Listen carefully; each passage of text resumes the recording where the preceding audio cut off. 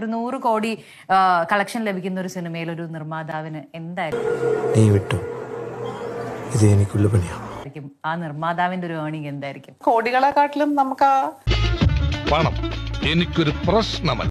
ചെയ്ത പ്രോഡക്റ്റ് എല്ലാരും അക്സെപ്റ്റ് ചെയ്തു. ചോദിക്കുന്ന ചോദ്യത്തിന് മാത്രം ഉത്തരം പറഞ്ഞാൽ മതി. അതാണല്ലോ. പിന്നെ ഡെഫിനറ്റ്ലി അതിന്റെ കമേഴ്ഷ്യൽ സൈഡ് നമ്മൾ എപ്പോഴും ഇവനെ സൂക്ഷിക്കണം.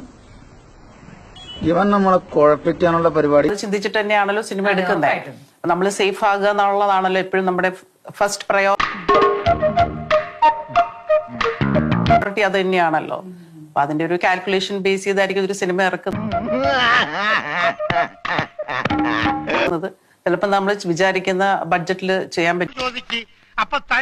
പറ്റില്ല. നമ്മള് അറ്റ് ദ എൻഡ് നമുക്ക് ആ സിനിമ നന്നായി വരണം, നമ്മളും സേഫ് ആവണം. പിന്നെ എന്നിട്ട്